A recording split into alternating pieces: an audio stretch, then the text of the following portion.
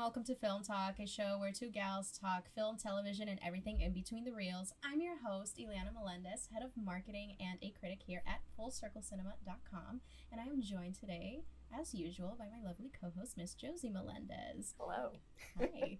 So today we're going to be talking about one of this weekend's big releases, aside from WandaVision. We're going to be talking about Disney's latest offering of animated films, Raya and the Last Dragon. Now, this is, I believe, their very first Disney princess, warrior princess film inspired by Southeast Asian culture.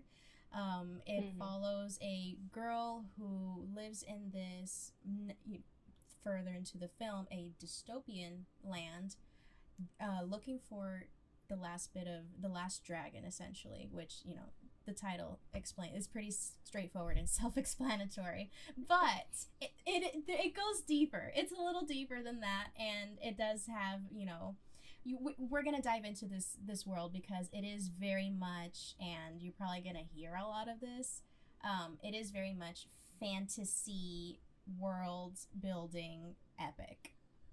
It's giving me a little Avatar. It's giving me a little Lord of the Rings. All of that jazz. It's that kind of adventure movie, perfectly adapt for children and adults to enjoy. And it's had some mixed reviews, but I think the overall reaction for this one has been pretty positive. Aside from the representation, obviously, story-wise, I think we're gonna get into it, but overall, it's a good movie. Overall, Rotten Tomatoes 95, if I'm not mistaken. It should still be at 95. Yeah, very humble numbers. And a cinema score of A. There we go. So yeah, definitely Disney doesn't miss. And we're gonna get into that as well. It does feel a little formulaic, but again, Disney hasn't missed with their formula, so why would they break what isn't broke? So wait, no, that's not the same. Why would they fix what isn't broke? There we go. Keeping that in. So yeah, Josie was able to see this a little bit earlier, and she has been ruminating for the past 2 weeks now. Almost 2 weeks with this film, and has some thoughts. So why don't you kick us off today with the discussion? Okay. So I really love the film. Clearly, of course, I think, very controversial, because I do not believe anyone should spend $30 for a film. But if it's not you, if you're gonna watch it with friends or something, $30 is worth it. If you can, There's group watch. There's also group watch. Yes, there's the group watch. Yeah, Disney's doing the work for you. There are also drive-in movie theaters. If you feel comfortable enough to go to a movie theater and have a safe experience, wear your mask. Also, that's an option. I think this film is worth every penny. Now, that being said, it does have its flaws, as per everything. Is there really a perfect film? No. Film is subjective. As Ileana said, it is formulaic, but I do believe they use the formula in a very creative way. We haven't seen anything of this caliber in so long, because it just reminded me of Atlantis and Treasure Planet, which are one of my favorite Disney films. Iconic. So I like that we had a warrior Disney princess that didn't break into song, and they didn't make a joke about her not breaking into song, as we usually see in films like Moana. And it does, going into Moana, I do see a lot of people saying that it does not have the same magical feel, that when you watch Moana, you instantly fell in love with it. I concur, but I can see where it comes from, because the thing with this movie is that it does have a problem with tone. There are a lot of tonal shifts that do not flow very well, but I'm gonna be honest, I really liked it. I love the if we go into details, I liked production design. I liked the directing. I liked the writing. I liked the animation, especially in the beginning with the exposition. It does 2 types of animation, which are very nice. I like the exploration of Southeast Asian culture, even though it does mix it as though it were in a melting pot, which is a bit of a problem. There are people that do see themselves in this film, which can be said a lot better for this film than for Mulan, unfortunately. The live action one. And speaking of which, they tried to do a little bit of Mushu with Aquafina's character, Sisu. It was giving a little Mushu, yeah. And it wasn't necessary. No. And one last thing I wanted to mention that I like before giving it over to Ileana, I really like the battle sequences. I like the choreography, which it feels so weird to me talking about choreography in an animated film, but they handled it so very well. And I was listening recently to Diego Andaluz, who is a critic that is usually on the Twitterverse, that it took a lot of inspiration from John Wick, which I found very impressive. It really did. If I may, the fight choreography is, I think, something really overlooked with, not necessarily overlooked, but not totally talked about when we talk about like these bigger animated films. Aside from, of course, like your anime and your other old school fighting animated films, we're talking about Disney here. That for Disney, this fight choreography, you still have to choreograph a fight to be able to draw it. So I think it's okay to call it choreography. It was very detailed, and I was into it. It was truly one of the highlights of the film. And like you mentioned, I do completely agree with the problem with tonal shifts throughout the movie. Every tone works where it's put. It's just the transition between them can feel it can feel awkward. It can feel it's quite a bit awkward, and it's not easy to have a really, really smooth transition into something that's a very serious subject matter. Like, this movie is quite a bit darker than a lot of other Disney movies. Like, this is it's not the first sad Disney movie by any means, but it is a little bit more consistently dark and violent. But I say that for, within the context of, again, this is a movie geared towards children, so don't go in expecting, Legend of Korra. This is not the case. Don't go in thinking this is going to be all of those things all the time. However, when it does get into those elements of, I didn't expect it to be so dystopian. It gave me Mad Max as well. I did call it very Mad Max. It gave a little bit of Mad Max, a little bit of Lord of the Rings.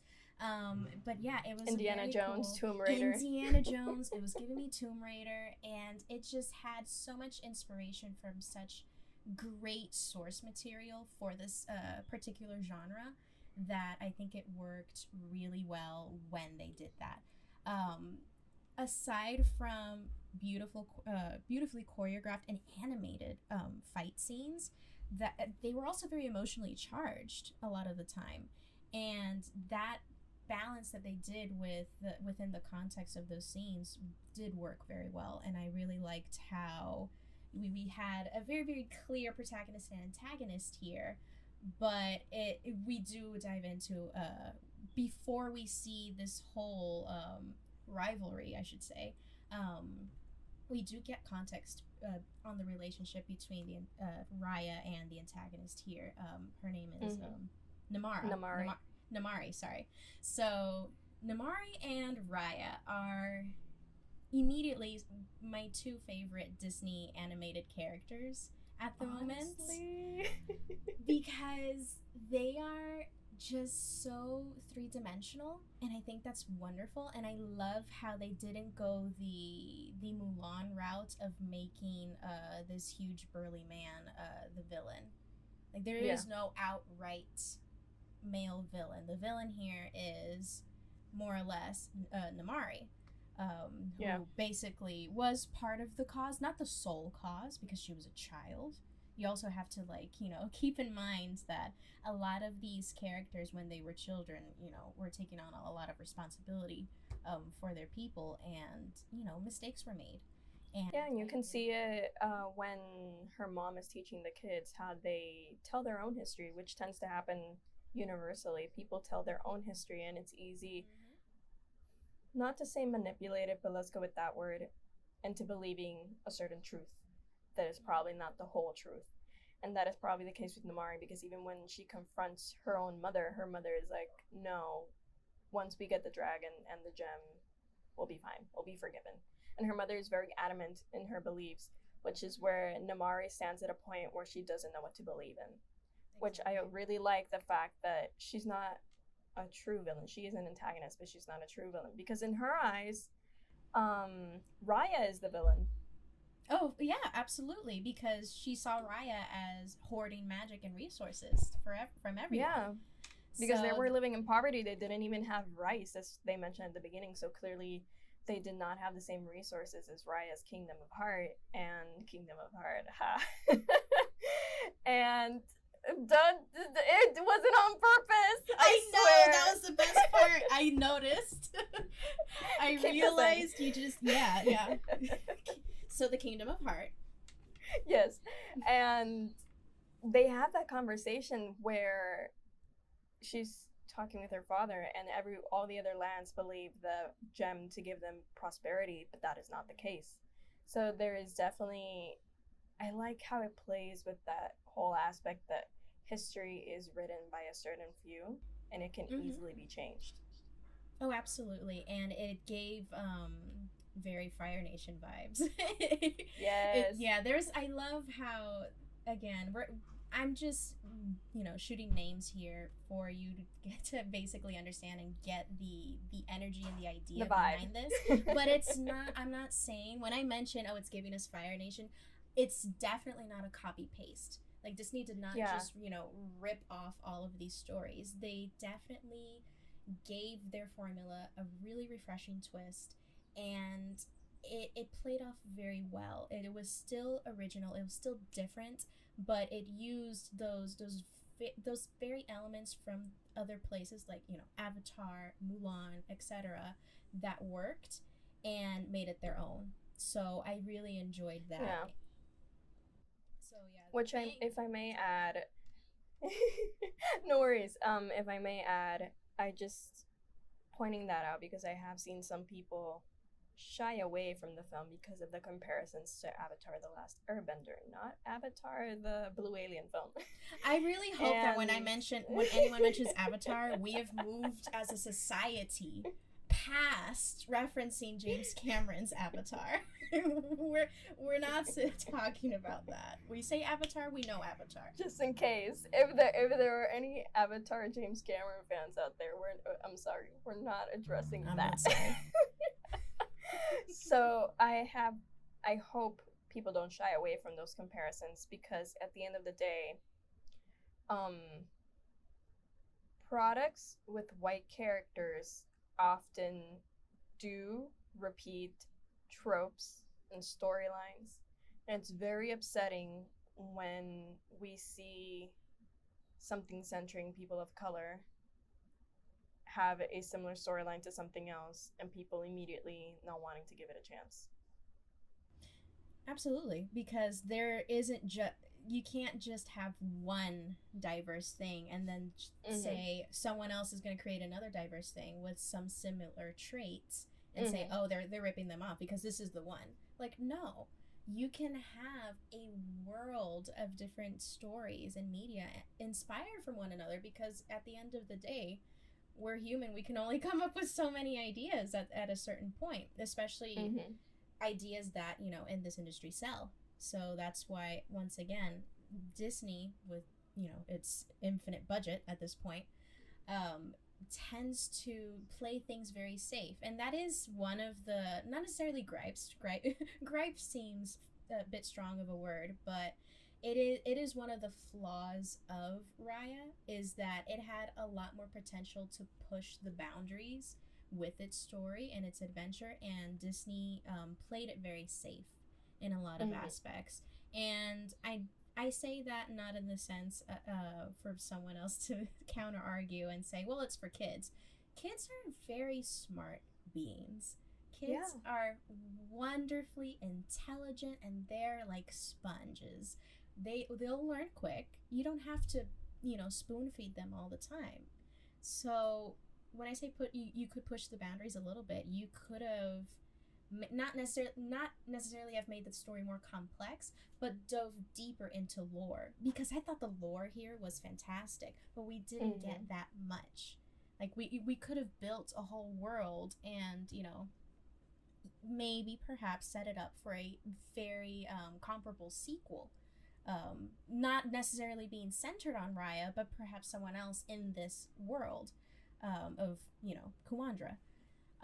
So yeah, I think it's really beneficial to trust the audience's intelligence, especially when you have such a large scale film that is meant for people of all ages. And you shouldn't have to always shy away from being a little bit more creative. Not saying that the movie isn't creative, but you can tell. And we know by now, because there was also talk that they had to tone down the fight scenes because they were kind of violent. Where's the director's cut, may I add? I want to see that. I mean, we're talking about the director of Big Hero 6, and then we're talking about the director of Blind Spotting. Give us the director's cut. Both of them. Give us the material. So once again, with the success, I'm sure this will be, monetarily speaking, this will be a wild success. Disney doesn't miss with these things, especially, money-wise. Even now during the pandemic, they've been doing just fine. So I really hope that they continue to take, these baby steps towards pushing the envelope with these films. So I can't say that I was disappointed by Raya by any means necessary, by any means. However, I did finish the movie feeling like I wanted more. Like I wanted a little bit more. So, slight break. We're back. What were we even talking about? We want a director's cut. We love the choreography. We want a director's cut. The choreography is good. I guess also rewriting history and the manipulation of public information. I think that's a very important part of the story.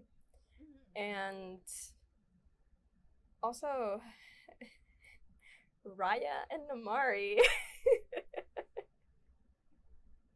Are we gonna get into it?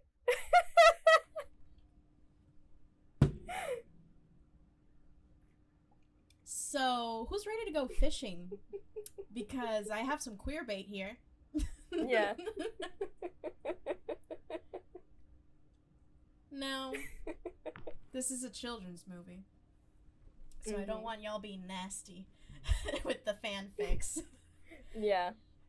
But you can have, and this is proven by many things, well, the most popular being Steven Universe, you can have a romance between two women and have it not be sexualized and be completely appropriate. In fact, may I say, perhaps even more appropriate than some heterosexual romances that I've seen in children's media.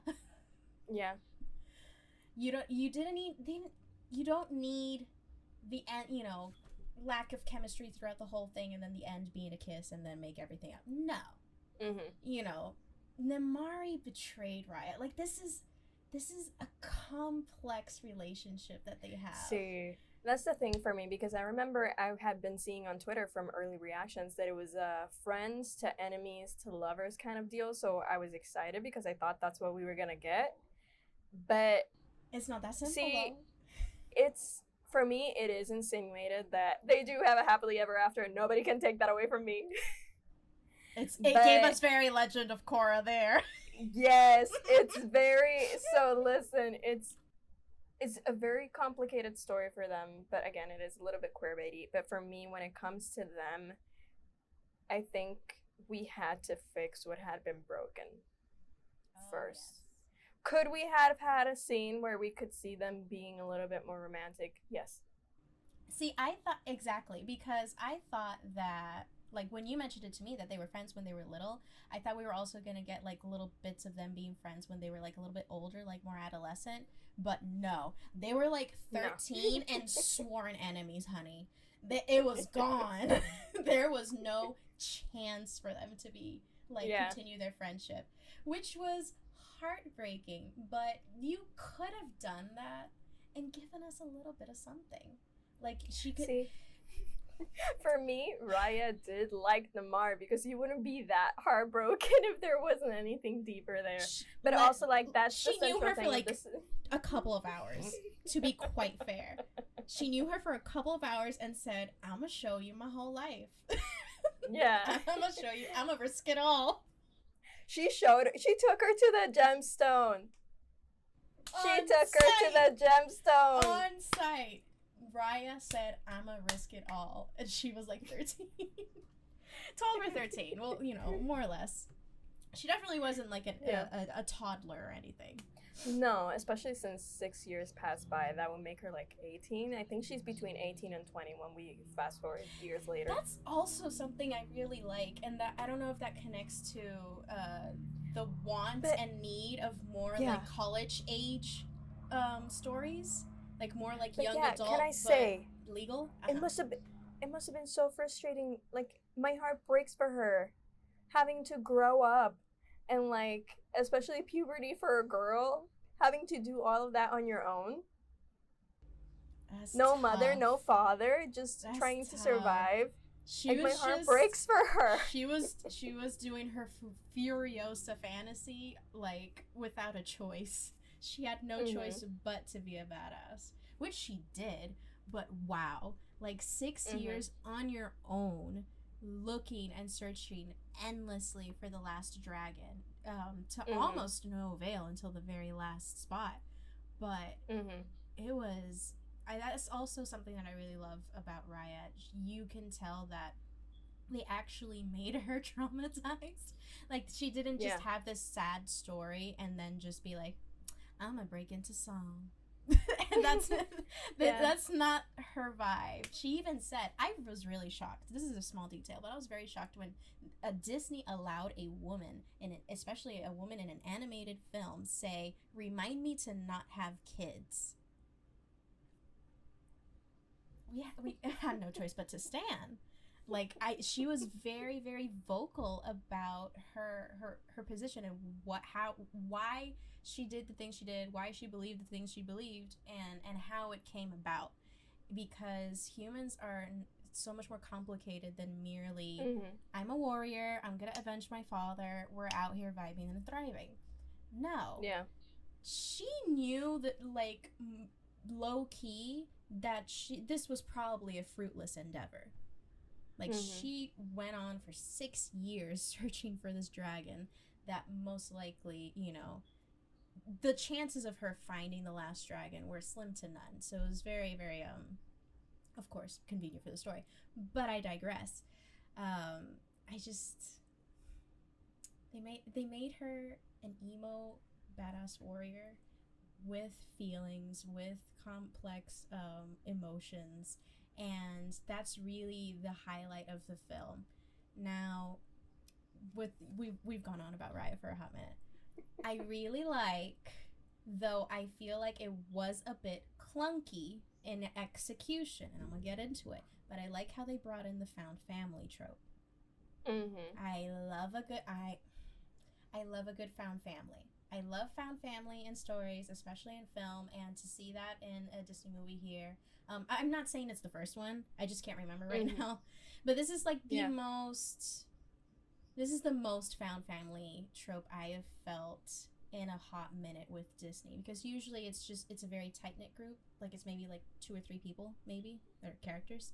And here you have like a group of 5 or 6 characters. So again, it does feel very Big Hero 6, which is completely appropriate, given the director.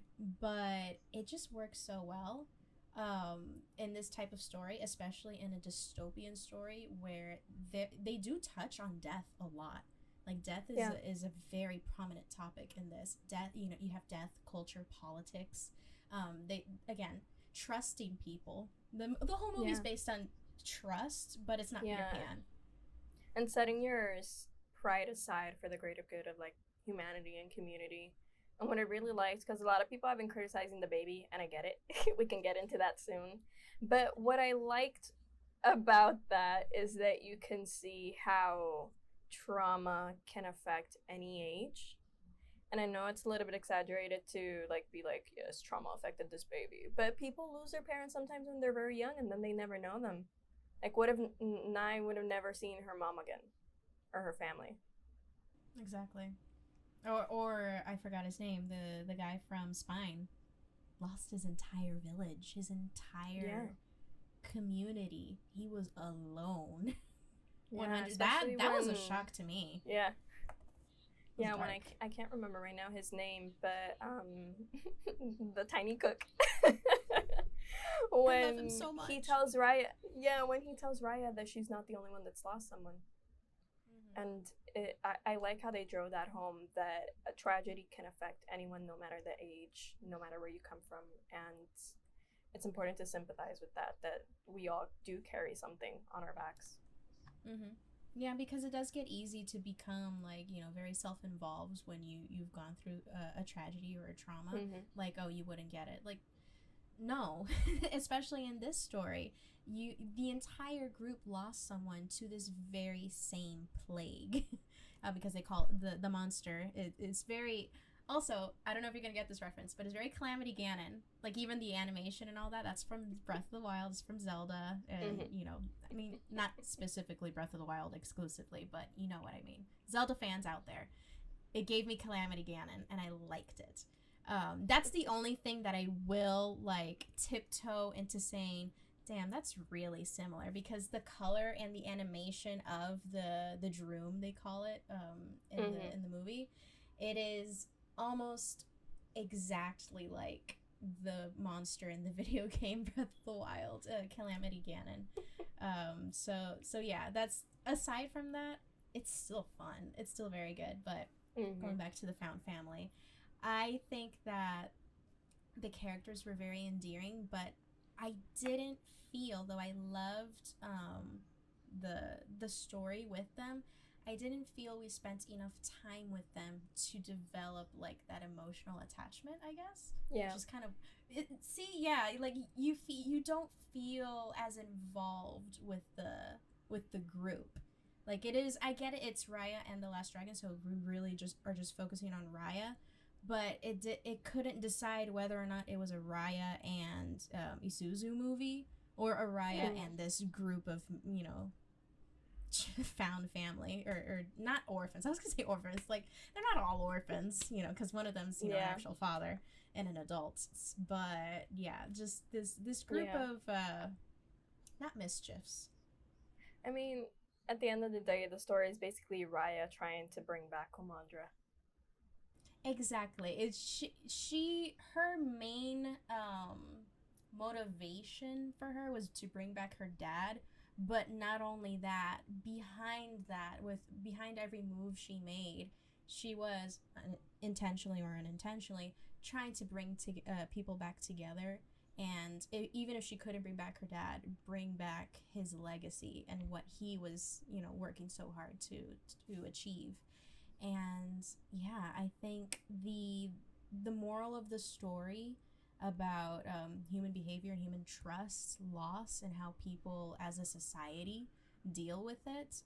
I've seen some people comment that this is like really, I hate when people say everything's so timely, because no crap, it's coming out at this time. You're gonna relate to it for something that's happening at the moment, but it is very timely. The way that this nation, even though it's, in this fantasy world, this nation collectively is experiencing grief and loss.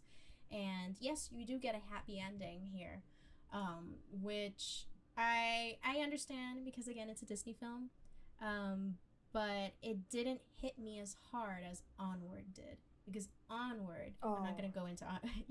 Onward hits you hard, and it's not... It's a happy ending, but it's still bittersweet. Because there's still something at stake.